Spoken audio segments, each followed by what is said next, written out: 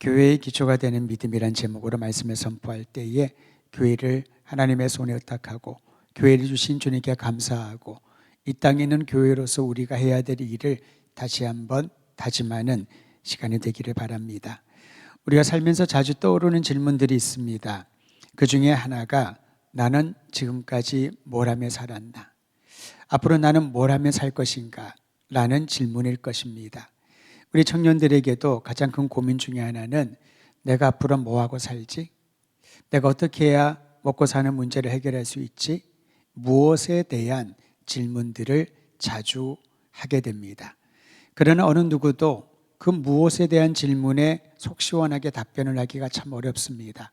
왜냐하면 개인에 있어서 개인차도 있거니와 이 시대의 흐름이 너무나도 급변하다 보니 이 길로 가면은 네가 살 길이다. 이 일을 하면은 네가 안전할 것이다 라고 담대하게 말할 수 없기 때문에 그럴 것입니다. 무엇에 대한 질문도 중요합니다. 그런데 무엇보다도 더 본질적인 질문이 있다면은 누군가에 대한, 나는 누구인가에 대한 질문일 것입니다.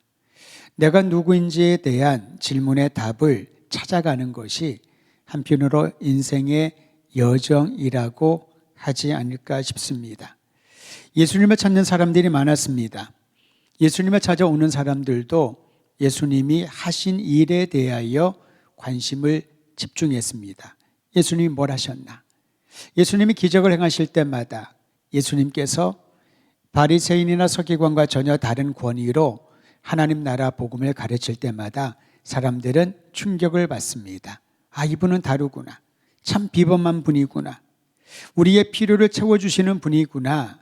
삶의 기본적인 모든 문제들을 해결해 줄 수 있는 그런 분이구나. 예수님을 따르면은 내가 무엇을 먹을까, 무슨 일을 해야 될까 걱정 없이 안정적으로 살 수 있겠구나. 그런 생각들을 많이 했을 겁니다. 그렇다 보니 예수님이 가는 곳곳마다 많은 사람들이 주님을 만나려고 모여들었습니다. 따로 광고할 필요도 없었습니다. 사람들에게 예수님이 하나님 나라 복음을 가르칠 때니 언제 어디에 오라고 그렇게 얘기할 필요가 없었던 거죠. 예수님이 하시고자 하는 일, 예수님이 하실 일에 대한 관심을 가지고 사람들은 구름대처럼 모였던 것입니다. 기적에 대한 기대감이 컸던 것이지요. 여러분, 우리도 그러지 않습니까? 만약에 기적을 행하는 어떤 능력이 있는 전도자가 있다고 하면은 그의 말 한번 들으려고, 그의 손 한번 만져보려고 사람들이 구름대와 같이 모여들지 않을까 싶습니다. 우리의 관심과 기대하는 방향이 이제는 주님이 행하시는 기적이 아니라 예수님이 누구시고 그분이 나와 어떤 관계에 있는지를 초점을 맞추고 나가야 할 것입니다. 오늘 성경에 보니 예수님께서 제자들과 함께 가이사랴 빌립보라는 마을에 들어가셨다라고 말합니다. 여러분, 이 도시 이름이 좀 긴데요. 그 긴 이유를 들어본 적이 있을 겁니다. 여기서 가이사랴는 시저, 가이사랴 같은 말인데요. 로마 황제의 칭호인 가이사랴에게 헌정하는 마을이다 라는 그런 뜻이 이 가이사랴 빌립보에 새겨져 있습니다. 그렇다 보니까 이 마을에 사는 사람들은 자긍심이 대단했습니다. 그들은 로마의 문화와 지식과 학문과 종교, 기타 등등 다른 마을에 비해서 당대의 선진적인 그러한 자리에 있다라고 생각을 했던 것이죠. 왜냐하면 마을에 로마 황제의 칭호가 붙어 있는 그러한 마을이었으니까 말입니다. 요즘 뉴스를 보니까 단종에 대한, 단종 아시죠? 단종에 대한 그러한 여러 가지 기사들이 많이 뜨면서 그가 유배되었던 강원도 영월이라고 하는 곳이 굉장히 관광지가 됐다고 합니다. 아마 영화 때문에 그런 것 같아요. 물론 단종 그러면은 그의 숙부였던 세조에 의해서 참 어려운 고초를 겪다가 억울하게 죽임을 당한 그런 비운의 왕으로 기억하고 있지 않습니까? 그런데 여러분, 이제는 그 비운의 왕으로 느껴졌던 그 시대에는 그 이름을 부르는 사람도 없었겠지만은 이제 그의 명예가 회복되어졌다고 했을 때에 그 이름을 가진 마을이나 그 지역은 명소가 될 수가 있고요. 사람들이 찾아가 보고 싶은 그러한 장소가 될 것입니다. 가이사랴 빌립보가 그러한 도시 중에 하나였을 겁니다. 가이사랴, 로마 황제에게 헌정을 하고 그곳에 있는 사람들은 다른 마을에 비해서 굉장한 존중을 받는다는 자부심이 있었던 것이지요. 그런 환경에서 예수님은 제자들에게 한 가지 질문을 던집니다. 사람들이 인자를 누구라고 하느냐? 예수님에 대하여 누구라고 하는지 제자들에게 질문합니다. 제자들이 들은 게 많았겠지요. 여기저기를 돌아다니면서 또는 길을 가다가 사람들이 예수님에 대하여 평가하는 것을 들었을 겁니다. 제자들은 주변 사람들로부터 들은 예수님의 평판을 이렇게 보고합니다. 더러는 세례 요한이고, 더러는 엘리야요, 더러는 예레미야요, 더러는 선지자 중에 하나라고 하나이다. 여러분, 세례 요한은 어떤 사람이었습니까? 그는 제사장 가문에 태어났지만은 제사장이 입는 에봇을 던져버리고 낙타 털옷을 입고 아무도 살지 않은 광야에서 회개의 메시지를 전했던 사람입니다. 의아해하는 이들에게 세례 요한은 명확하게 답변했습니다. 자기가 왜 이런 일을 하는지, 오실 메시아를 준비하는 길을 준비하는 역할이라고, 광야에서 외치는 자의 소리라고, 예언자들이 예언했던 바로 그분을 준비하는 일이 자신의 사명이라고 담대하게 외치지 않았습니까? 여러분, 하나님의 소명을 받은 사람이 바로 이와 같습니다. 편안하고 안락하고 미래가 다 준비되어지는 길을 선택하지 않고 하나님의 뜻과 하나님의 음성을 따라 움직이는 것이 소명받은 자의 삶이지요. 세례자 요한이 그러했습니다. 그러니 세례 요한과 같다라고 말할 때 사람들은 예수님이 하나님의 소명을 받아 천국 복음을 가르치고 기적을 행하는 분이다, 그런 분이다라고 생각했을 겁니다. 엘리야와 같다는 말을 하는 사람들이 있었답니다. 말라기서에 보면은 엘리야가 오리라 라는 예언의 말씀을 기억을 했던 것 같아요. 엘리야는 구약에 기록된 선지자 중에 선지자요, 그는 강력한 능력을 표시하는 하나님의 사람이었습니다. 구약의 기적을 행한 예언자들이 둘이 있습니다. 엘리야와 엘리사죠. 다른 예언자들은 하나님의 말씀을 그대로 전파하고 전달하는 역할이 주된 역할이었는데 엘리야와 엘리사는 유독 기적을 행했던 능력의 예언자로 기억되고 있죠. 엘리야와 같은 분이다, 또는 예레미야와 같은 분이다. 로마에 의해서 억압당하고 있는 이들, 겉으로는 종교와 정치의 자유가 주어진 것처럼 보이지만은 여전히 그들의 소속은 로마의 속국이요 식민지 아니었습니까? 예레미야는 바벨론 포로를 예언을 하면서 곧 70년이 지난 이후에는 돌아올 것이다, 회복의 메시지를 전했던 예언자가 예레미야였습니다. 예수님의 가르침을 들어보니 이스라엘의 회복과 하나님 나라의 그 소망을 갖게 하니 예레미야와 같다라고 말했던 것이지요.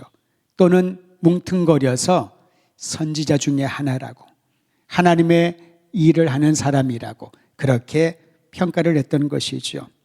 이들의 대답을 들어보면 공통점이 있습니다. 예수님은 비범한 분임에 틀림없다라는 거죠. 그러나 어느 누구도 예수님이 하나님의 아들이라는, 예수님이 그리스도라고 하는 사실을 얘기하는 사람은 주변에 없었습니다. 예수님의 두 번째 질문은 제자들에게 합니다. 그러면 너희는 나를 누구라고 하느냐? 여러분, 이것이 신앙의 본질적인 질문입니다. 오랫동안 우리가 예수님을 알고 예수님을 믿고 신앙생활을 해왔지만 오늘 지금 이 시간에 주님께서 나에게 하시는 질문인 줄 알아야 되는 것이지요. 너는 나를 누구라고 하느냐? 너희는 나를 누구라고 생각하느냐? 제가 목사 아닙니까? 동일하게 저는 이 질문을 매 순간마다 들어야 될 것입니다. 너는 목회자로서 하나님의 말씀을 대언하고 목양사역을 하고 있지만 너는 나를 누구라고 하느냐? 개인의 신앙 고백을 주님이 질문하시는 거지요. 사람들에 의한 평판이 아닙니다. 그저 이런저런 얘기를 모아서 주님은 비범한 분이라고, 주님은 놀라운 능력자라고 말하는 게 아니라는 거죠. 나에게 예수님은 누구신가? 우리에게 예수님은 누구신가에 대한 분명한 답변이 있어야 된다는 거지요. 이 질문에 베드로가 주저하지 않고 답변을 합니다. 여러분, 너무나도 중요한 말씀이고 요절이기에 한 번 더 우리 읽도록 하고 선포하죠. 마태복음 16장 16절입니다. 시작. 시몬 베드로가 대답하여 이르되 주는 그리스도시요 살아계신 하나님의 아들이시니이다. 주는, 당신은 그리스도십니다. 선생님은 그리스도십니다. 살아계신 하나님의 아들입니다. 이 두 가지 중요한 내용을 베드로가 답을 하게 됩니다. 답변을 하게 됩니다. 여러분, 예수님은 그리스도십니다라고 하는 것은 유대인들이 그토록 기다리던 메시아를 뜻합니다. 우리는 메시아가 어떤 의미인지를 알고 있지 않습니까? 그와 같은 의미를 가진 헬라어가 그리스도입니다. 문자적으로 그리스도는 기름 부음을 받은 하나님이 택한 종이라는 뜻이지요. 이사야는 이렇게 예언합니다. 주의 성령이 내게 임하사 눈먼 자를 보게 하고 저는 자를 걷게 하고 가난한 자에게 복음이 선포되고 은혜의 해를 전파하게 되니라. 주의 영이 임하였다. 하나님의 기름 부으심이 임한 분이 바로 그리스도라는 것이죠. 놀랍게도 베드로는 예수님이 메시아 곧 그리스도, 하나님이 기름 부어 우리에게 진정한 자유를 주시는 분임을 고백했던 것이지요. 예수님의 사역에 대한 내용을 고백합니다. 예수님은 그리스도십니다. 이것은 주님이 그리스도의 사역을 행하시는 메시아라는 사실을 고백하고 있는 것이지요. 사실 마태복음은 유대인들을 염두에 두고 쓴 복음서이기 때문에 베드로의 이 고백은 굉장한 파워가 있었던 것입니다. 주님은 메시아십니다. 당신은 우리가 그토록 기다리던 구원자이십니다. 구원의 사역을 행한다는 것이죠. 저는 우리 더드림교회 모든 성도들이 매 순간마다 예수님은 나에게 어떤 분이신가? 나는 예수님을 어떻게 고백하는가? 주님은 나의 그리스도이십니다. 나의 구원자이십니다. 나의 주님이십니다. 라고 하는 고백이 날마다 더해질 때 우리의 행로는 결코 이탈하지 않을 것입니다. 두 번째로 그는 이렇게 고백합니다. 선생님은 하나님의 아들이십니다. 살아계신 하나님의 아들이십니다. 주님의 신성을 고백하고 있는 것이지요. 예수님의 본성이 바로 하나님의 아들, 하나님이란 사실을 고백하고 있는 것이지요. 베드로 눈앞에 있는 예수님은 영이 아니었습니다. 베드로와 똑같은 몸을 가진 육신을 가진 분이셨지요. 그런데 그 육신을 가진 분을 살아계신 하나님의 아들, 즉 신성을 가지신 분이라고 고백을 하고 있는 겁니다. 사실 우리가 기독론을 얘기를 할 때 기독론의 핵심은 두 가지거든요. 예수님은 완전한 하나님이시고 완전한 인간이시다. 이 두 가지를 성경에서 증명하고 그리고 명확하게 고백할 수 있어야 되는 겁니다. 기독론은 두 가지가 포인트입니다. 그런데 이 기독론에 대하여 오류를 갖고 오해를 하고 있는 이들은 예수님은 하나님의 아들이신데 이 하나님의 아들이란 표현은 하나님에 의해서 창조된 피조물이라고 생각을 하게 되죠. 왜냐하면 거룩하신 하나님이 어떻게 인간의 몸을 입고 우리의 눈으로 인식할 수 있는 형태로 이 땅에 오실까? 동년녀 탕생을 고백을 하긴 하지만은 그것을 우리가 어떻게 논리적으로 이해하고 설명할 수 있을까? 그래서 이 모든 질문에 대하여 가장 적합한 답변은 예수님은 인간보다는 탁월한 존재이지만은 하나님에 의해서 피조된 존재로 인식을 하게 되죠. 이게 잘못된 방향 아니겠습니까? 왜냐하면 성경은 분명히 우리에게 말합니다. 베드로가 그 고백을 대변해 주고 있습니다. 주님은 살아계신 하나님의 아들, 곧 완전한 하나님이시라고. 사랑하는 성도 여러분, 오늘 이 시간 베드로의 이 고백이 우리의 고백이요 나의 고백이 될 때에 진정한 신앙의 견고한 기초가 세워질 줄 믿으시기를 바랍니다. 근데 베드로가 어떻게 이렇게 고백했을까요? 신학적인 지식도 없었고 기독론에 대한 얘기도 아예 그런 단어 자체가 없었을 때였거든요. 기독론이라고 하는 교리는 4세기에 세워진 하나의 교회 안에서 세워진 그러한 신학 논리입니다. 그런데 베드로는 예수님을 만나 예수님을 따랐던 제자 베드로에게는 그러한 지식이나 배경이나 경험도 전혀 없었습니다. 예수님은 베드로의 고백을 그의 지식과 전통과 경험에서 나온 것이 아니라 여기에서 나왔다고 말씀하십니다. 우리 함께 17절 말씀도 한 목소리로 읽지요. 17절입니다. 시작. 예수께서 대답하여 이르시되 바요나 시몬아 네가 복이 있도다.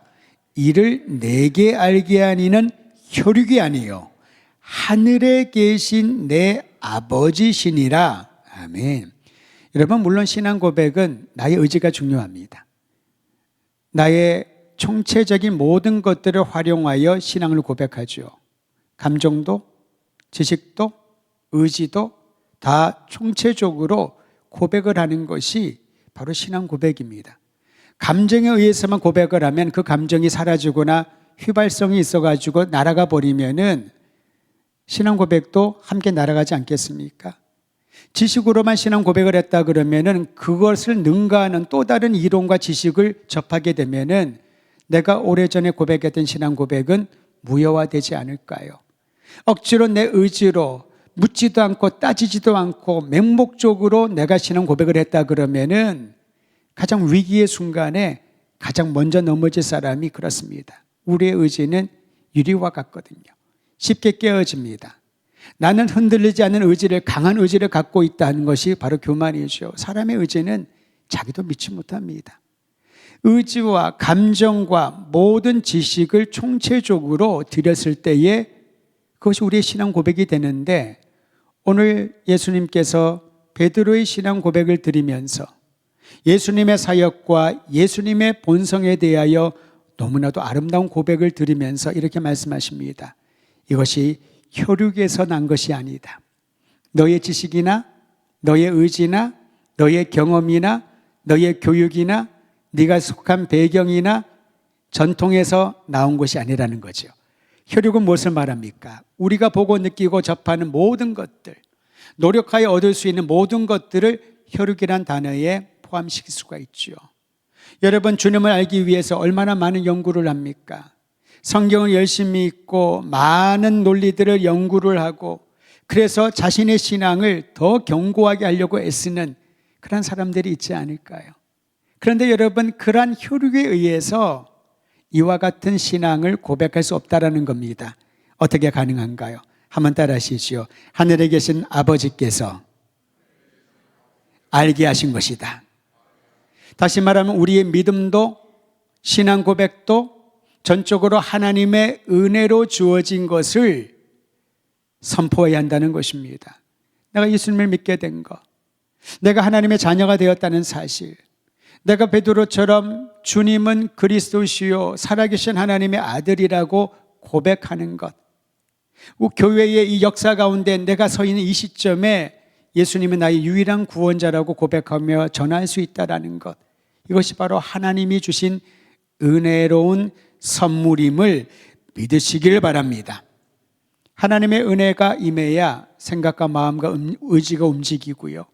하나님의 은혜로 움직인 의지와 생각과 마음은 흔들릴지언정 결코 무너지거나 소멸되지 않는다는 거죠. 흔들릴 수가 있지요. 마치 견고한 배라 하더라도 강한 풍파에 움직이고 흔들리는 것처럼, 견고한 빌딩이라 하더라도 강한 바람에 조금의 움직임이 있을 수 있는 것처럼 흔들릴지라도 하나님의 은혜로 주어진 의지와 마음과 생각과 모든 이성에 의한 고백은 결코 흔들리지 않는다는 사실을 믿으시기를 바랍니다. 하나님께서는 얼마나 놀라우신지요? 베드로의 이 고백이 그저 즉흥적인 고백처럼 보이지만은 이제 베드로를 비롯하여 주변에 있던 제자들과 오늘도 주님을 따르는 우리 모두가 이 고백을 따라서 날마다 경험하며 나아가게 한다는 것이지요. 베드로의 신앙 고백에서 우리는 교회의 기초를 다지는 믿음의 아름다운 것을 보게 됩니다. 마태복음 16장 18절에 이렇게 말합니다. 제가 읽어드리고 19절은 여러분이 읽어주세요. 또 내가 네게 이르노니 너는 베드로라. 내가 이 반석 위에 내 교회를 세우리니 음부의 권세가 이기지 못하리라. 19절.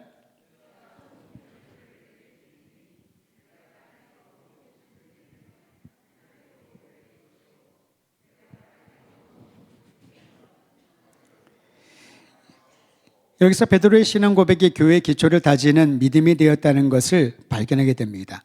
반석을 뜻하는 이름이 페트로스, 베드로이거든요. 근데 베드로의 본래 이름은 베드로가 아니었습니다. 시몬이었습니다. 오늘 그 전절에 보니까 예수님이 이렇게 말씀하시죠. 시몬을 부르면서 바요나 시몬아 네가 복이 있도다. 여기서 바라고 하는 히브리어는요, 아들이란 뜻입니다. 바요나.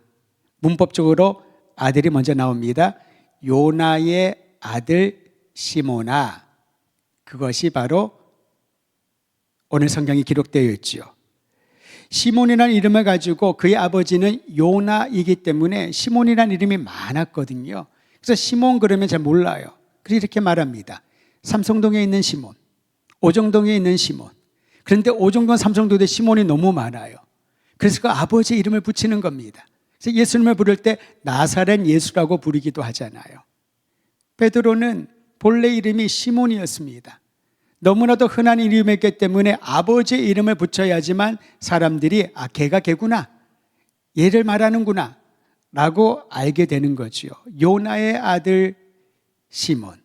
그저 평범하고 열심히 있고 책임감 있고 조금은 거칠어 보이지만은 의리양나만큼은 끝내주는 그러한 사람.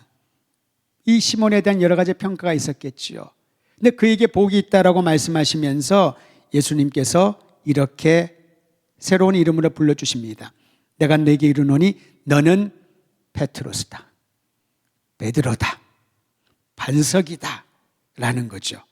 그리고 이어서 말씀하십니다. 이 반석 위에 내 교회를 세우리니 라고 말하는 거죠. 이 구절을 제대로 해석할 필요가 있습니다. 어떤 이들은 베드로라고 하는 이 이름, 그 이름이 반석이 되어서 이 이름 위에 교회를 세웠다라고 그렇게 생각을 하죠. 그럼 예수님께서는 베드로의 개인의 영예를 높여주기 위해서 베드로라는 이름을 주셨을까요? 조금 전에 말씀하셨잖아요. 이는 너에게 알게 한 것은 너의 혈육이 아니라 하늘에 계신 아버지께서 알게 하신 것이라.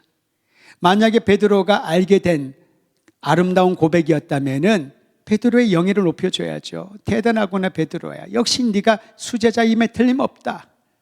네가 제자들 중에서 으뜸이다. 너 위에 교회를 세워서 아름다운 전통이 이어지게 되겠다. 베드로와 베드로의 후손들과 가문을 영예롭게 하는 복을 말씀하지 않으셨을까요? 근데 그렇지 않다는 거죠. 베드로가 그 신앙 고백을 자신의 지식과 경험과 전통으로 자신의 학식으로 한 게 아니었잖아요. 하늘에 계신 아버지께서 너에게 은혜로 부어주신 아름다운 신앙 고백이고 이 신앙 고백을 했던, 입으로 고백했던 그에게 베드로라고 하는 이름을 주신 거죠. 그리고 반석을 등장시킵니다. 이 반석 위에, 다시 말하면 이 반석은 무엇입니까? 하나님께서 베드로를 통하여 고백하게 하신 주님은 그리스도요 살아계신 하나님의 아들이라고 하는 이 신앙 고백이 반석이라는 겁니다. 이 기초와 이 반석 위에 이 믿음을 가진 사람들 위에 교회를 세우리라. 어떤 교회를요? 내 교회를 세우리라. 주님의 교회를 세우리라 라고 말합니다. 이때 쓴 교회가 어떤 단어인지는 잘 아시지요? 에클레시아. 특별한 목적을 위하여 부름받은 사람들, 하나님께서 구원자 예수 그리스도를 이 땅에 보내주시고 그분을 그리스도요 하나님의 아들이라고 믿는 이 신앙 고백을 가진 이들을 불러서 교회가 되게 하신다는 거죠. 그리고 이 교회를 세상 속에 들어가게 하는 겁니다. 스며 들어가게 하는 거죠. 스며 들어가서 예수가 그리스도요 그리스도의 사역을 전하고 예수님이 하나님의 아들이시요 하나님이신 그분이 그 놀라운 사랑으로 우리를 치유하시고 돌이킨다는 놀라운 사실을 알려주는 역할을 하라고 교회를 불러 세우신 것입니다. 예수님은 베드로의 신앙 고백을 반석으로 삼아 주님의 교회를 세우셨다고 말씀하셨습니다. 그러므로 예수님이 그리스도시요 하나님의 아들이시며 유일한 구원자라는 믿음이 교회의 기초인 것입니다. 할렐루야. 그래서 초대교회는요, 신학훈련이 있었나요? 사도들이 열심히 복음을 전했지만은 그들은 다 순교를 당했잖아요. 사도 요한을 제외하고. 그런데 놀랍게도 그 핍박 가운데서도 교회가 흔들리지 않고 복음의 중심을 잡았던 이유가 바로 여기에 있죠. 예수님은 그리스도십니다. 예수님은 살아계신 하나님의 아들입니다. 예수님은 그러므로 우리의 유일한 구원자가 되십니다. 이것을 익투스라고 하지 않습니까? 여러분 들으셨죠? 그러니까 지도자들이, 사도들이 다 순교를 당했지만, 교회라고 하는 이름으로 모일 수가 없었지만, 그러나 이 복음이 모든 사람들, 열방 가운데, 이방인들의 심령 가운데서도 결코 포기할 수 없는 생명의 복음으로 받아들이고 순교도 당하고 모든 어려움을 다 뚫고 나갔던 것입니다. 성도 여러분, 예수님이 그리스도시요 살아계신 하나님의 아들이시며 유일한 구원자라고 하는 이 믿음의 기초가 바로 교회의 기초인 줄을 알고 우리 더드림 교회를 세우시고 지난 79년 동안 앞으로 100년, 아니 주님이 오시는 그날까지 우리 교회의 믿음의 기초는 예수님이 그리스도요 살아계신 하나님이시며 유일한 구원자, 이 사실을 끝까지 목숨 걸고 온 힘 다하여 증거하는 아름다운 교회가 되기를 주 이름으로 축원드립니다. 그런데 여러분, 덧붙여서 예수님이 말씀하신 교회의 특성이 있습니다. 18절을 제가 읽어드리는데 한 번 더 읽어드리죠. 음부의 권세가 이기지 못하리라. 즉 교회에 음부의 권세를 이기는 능력을 주셨다라는 겁니다. 음부는 뭘 말합니까? 지옥이라고 말할 수도 있고요, 어둠의 세력, 극악의 상황을 표현할 수 있을 것입니다. 음부의 권세는 이길 수가 없습니다. 이게 영적인 영역이거든요. 우리가 죄를 짓고 하나님을 거스르고 불순종하면은 떨어지는 곳이 음부, 우리가 지배를 당하는 것이 어둠의 세력, 사탄의 권세 안에 지배를 받는 것이지만은 그것과 우리 스스로의 힘으로 싸울 수 있는 능력과 저항력이 없다라는 거죠. 그런데 교회에 주님이 이와 같은 권세를 주셨습니다. 음부의 권세를 이길 수 있는. 그러면 교회가 강해서일까요? 교회가 첨단 무기를 장착해서일까요? 그렇지 않다는 거죠. 교회의 기초가 되시는 예수 그리스도, 살아계신 하나님의 아들, 구원자이신 그분의 이름으로 교회는 음부의 권세를 파할 능력을 장착했음을 선포해야 되는 겁니다. 그래서 우리가 예수님의 이름으로 기도하는 거죠. 예수님의 이름으로 대적하는 겁니다. 여러분, 안진뱅이가 구걸하면서 절망 가운데 하루하루 끼니를 이어 살아가는 이에게 그가 요한과 베드로에게 뭐라도 좀 얻을까 구걸하는 간절한 눈빛으로 바라봤을 때 베드로가 믿음으로 선포한 거 있죠. 은과 금은 내게 없거니와 나사렛 예수 그리스도의 이름으로 명하노니 너를 묶고 있는 모든 질병들은 떠나가고 일어날지어다. 음부의 권세, 어둠의 권세, 질병의 모든 권세를 극복하고 이길 수 있는 힘을 교회의 기초가 되는 예수 그리스도를 통하여 허락하여 주신 줄을 믿으시기를 바랍니다. 너무 샤이 크리스찬이 안 됐으면 좋겠습니다. 잘 되겠지, 기도하다 보면 주님이 응답해 주시겠지, 너무 소극적인 크리스찬이 안 됐으면 좋겠습니다. 우리 주님이 교회에 주신 이 권세, 음부의 권세를 이길 힘을 주셨다는 사실을 믿고 우리 주 예수의 이름으로 담대히 선포하며 돌파할 수 있는 은총이 있기를 간절히 소망합니다. 두 번째로 예수님에 대한 신앙 고백을 지닌 교회는 천국 열쇠를 주셨다. 19절 여러분 읽어주셨잖아요. 천국 열쇠는요, 천국에 들어가는 우리가 아는 그런 열쇠라기보다도 천국 열쇠에 대한 설명이 뒤에 나와 있습니다. 이 천국 열쇠는 무엇을 의미할까? 땅에서 매면 하늘에서도 매이고 땅에서 풀면 하늘에서도 풀릴 것이다. 즉 예수가 그리스도여 하나님의 아들이시며 구원자라는 이 믿음의 기초 위에 세워진 교회는 세상을 주도하고 거룩한 영향력을 끼치는 능력을 가졌다는 것이죠. 아무리 여러분 좋은 정책과 탁월한 지도자가 좋은 국민들이 많은 조건들이 좋다 하더라도 항상 한쪽에는 사람들은 불평과 불만이 있을 수밖에 없지요.